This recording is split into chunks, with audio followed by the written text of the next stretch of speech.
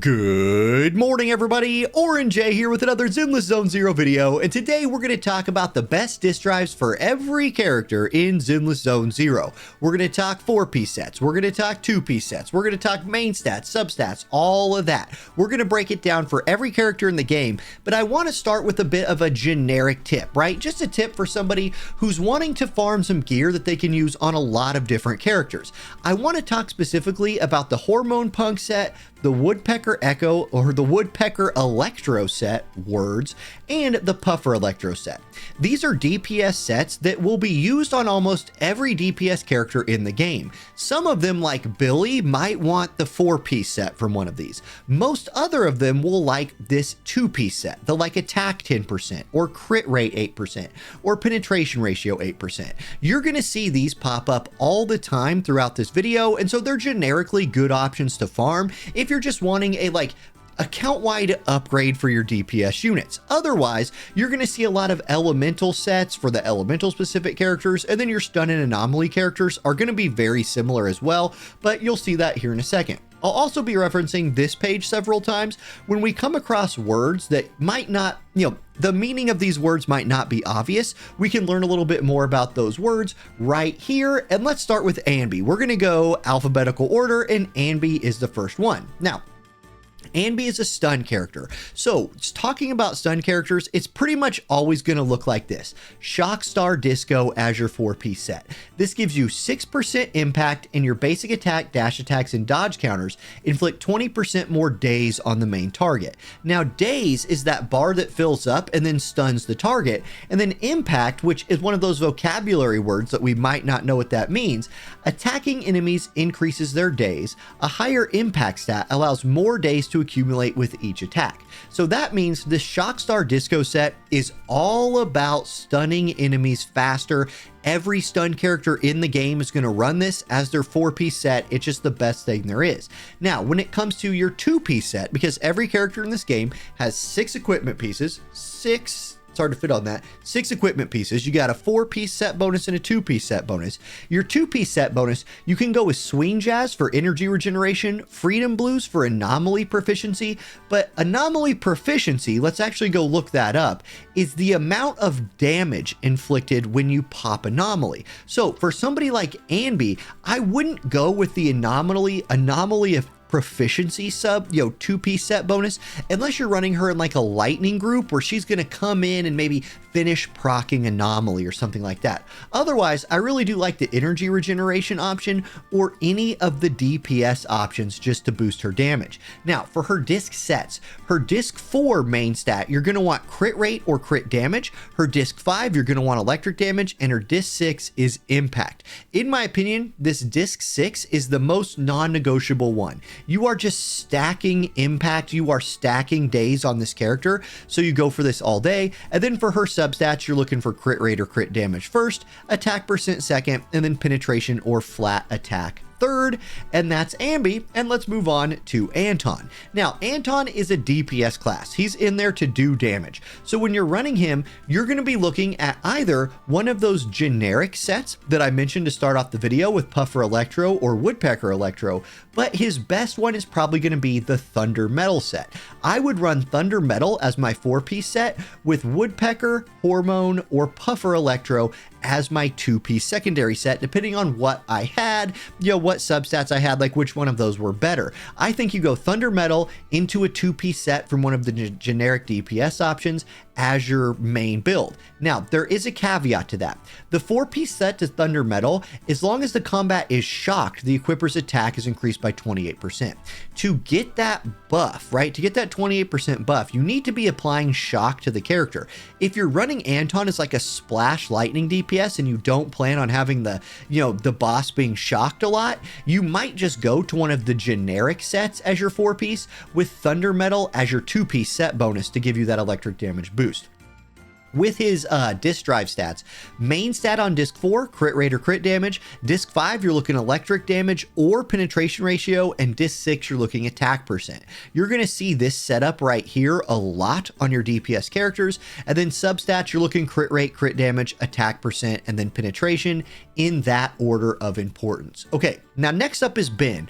Currently, Ben is the only defense character in the game, but you don't build him like a defense character right now. Hopefully, at some point, more defense characters will come out, the need for them will become more evident, and you start running them as like the true defense style supports that they are. Right now, you run Ben like a stunner, right? You give him the Shockstar Disco set, and then you just focus purely on defense and impact with his like main stats and his substats, which is kind of weird. For his 2-piece set bonus, I would go energy regeneration maybe. Anomaly proficiency, I'd really only do that if you're running him in like a fire team, which you might be doing because most people who play Ben are playing the Ben Koleda like super stun combo, and in that case this build really makes sense. And maybe because Ben and Koleda play off each other specifically in the game, maybe he'll always be a stun type character, which makes the Shockstar Disco set like a good long-term investment on him if you're playing him. As I mentioned a second ago, you're going defense percent, and impact as your main stats on 4, 5, 6 on your slots, and then you're going defense percentage, flat defense, and then whatever the heck else you want for his substats. So that's been really weird character, really cool how he and Koleda interact. I like that a lot, but yeah, he's not one of the most useful characters in the game right now. IMO. Okay, Billy's up next. Now for Billy, he's a DPS character. The game actually recommends running the generic sets of either Puffer Electro or Woodpecker Electro on him. I think both of those are just fine. I do like the physical damage set on him as well, but again, I think you want to only run the Fanged Metal 4-piece if he's in an assault type group that's going to be, or physical damage type group that's going to be proccing assault a lot, so he gets that buff. So you're going to run a mix of these three. One of the 4-piece set bonuses here, and then mix in the one of these other three, Puffer Electro, Woodpecker Electro, or Fanged Metal as your second set bonus. If you're using Puffer Electro or Woodpecker, I would definitely go Fanged Metal for that physical damage boost for my 2-piece set.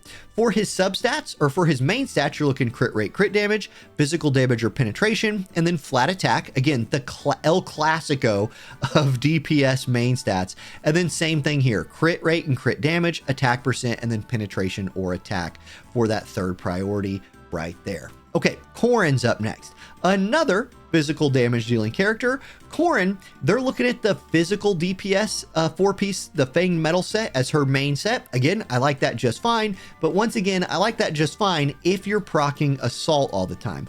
Otherwise, she's really the exact same story as Billy. You're going to build them very, very similarly to each other, and I think that's fine. Kind of makes it easier to understand. Her setup for her main stats is basically the same. They actually prioritize just stacking attack on her, which I do like that on Corin. Just stack her attack up as high as you can. So disc 5 and disc 6 with attack percentage.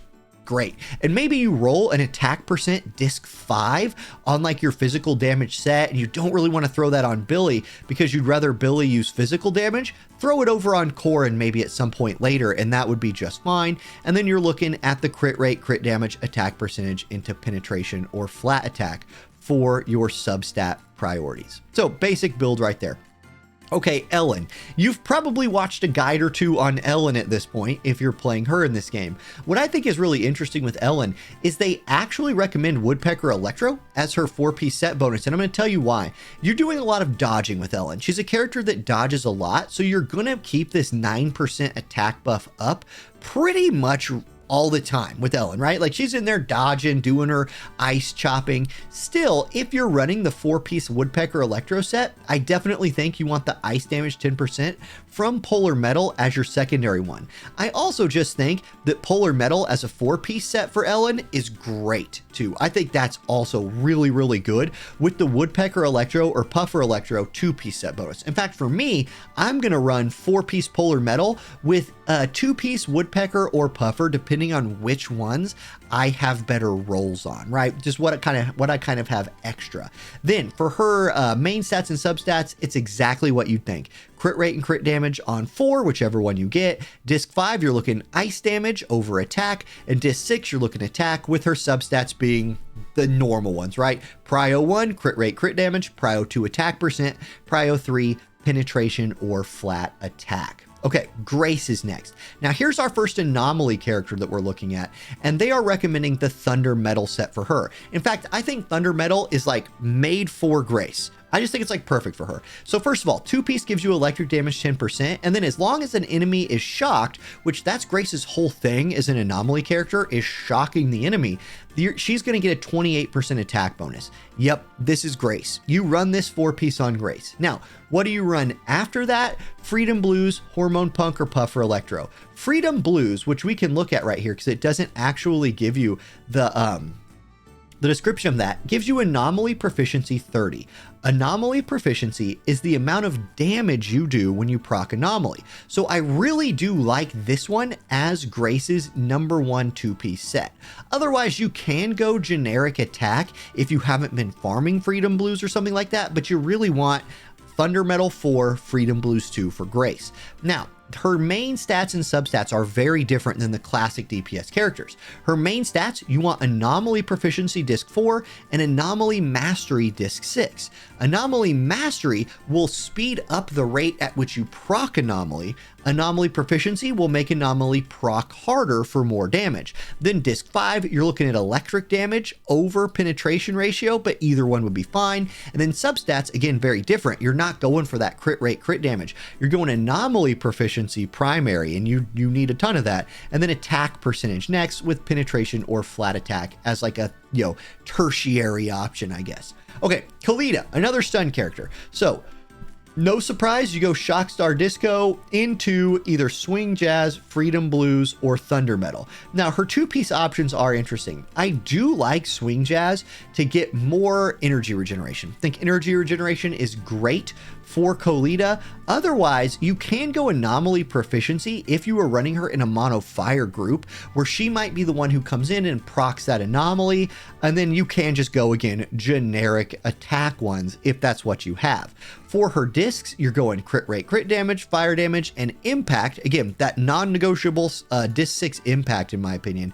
And then for substats, it's the El Clasico, right? Crit rate and crit damage, attack percent into penetration. Okay. Lucy's up next. We rolling. Okay, we're at 12 minutes. I'm trying to keep this from being a 30-minute video. Lucy, a support character. So our first support character we've really gone over here, you're going to want to run the Swing Jazz 4-piece set on Lucy. It's going to give you energy regeneration 20%, which she really wants, and then launching a chain attack, which she does a lot of, or ultimate increases all squad members' damage by 15% for 12 seconds. Insane for her. Insane. Then for her secondary, for her 2-piece set, Hormone Punk will be really useful here. Freedom Blues for the Anomaly Proficiency, once again, only if she's going to be proccing Anomaly, and then Puffer Electro for that penetration ratio. Any of those will be fine. Her disc setup is a little bit different. You want flat attack on 4, or I'm sorry, attack percentage, not flat attack. You want the percentages. Attack percentage on 4, attack percentage on 5. I really like energy regeneration on 6, but you can use attack percentage if you're not already using that on like any of the other characters you have in the game. And then substats, literally this chick wants to stack attack percentage. She just scales off of it like crazy. Just get as much attack as you can. As much attack as you can. Lycaon, another stun character, the best stun character we have in the game, and so you're going to run Shockstar Disco on him. Absolutely no surprise there. I really, again, like energy regeneration for him, or anomaly proficiency if he's in a mono element group, and then it just goes with the generic options after that. For his setup on his discs, you're looking crit rate, crit damage 4, ice damage 5, and then impact on 6, with the crit rate, the El Clasico of crit rate, crit damage, attack percentage, or penetration in your substats. Okay, Nekomata. Let's look at Nekomata. She's a very different type of character, but not built all that differently. The thing here is it's recommending her physical damage set mainly, and I like that for her. You're going to proc that assault a lot in her groups more than likely, as she's your main damage dealer. She's probably going to be the one proccing assault herself to keep that buff going, and then Woodpecker Electro as your recommended 2-piece set. if you don't do that, if you're just farming generics, the generic sets are okay on her as well. Disc 4, 5, and 6 for her, you're looking for that crit rate or crit damage on 4, attack percentage on 5, or physical damage percentage. Attack percent, probably a little better, and then attack percent on 6, and then substats, the normal attack percent, or crit rate, crit damage, attack percent, and penetration. Okay, Nicole. Now, Nicole, keep in mind, we're going to get Zhuyuan. I can't say that chick's name forever. Anyway, our new character is going to be the second ether character in the game. So I think a lot of people are going to be building Nicole very soon. Her best disc drive set is Swing Jazz. Now, Swing Jazz gives 20% energy regeneration, and Nicole needs energy to function, right? Launching a Chain Attacker ultimate, going to give your whole squad that buff, and her goal, once our new police waifu comes out, is going to be to support police waifu by buffing her damage, and this is a great way to do that. For her 2-piece set, Anomaly Proficiency seems really, really good on her, so I would just go that over everything else. Now, Disc 4 and 5, they literally don't recommend anything here.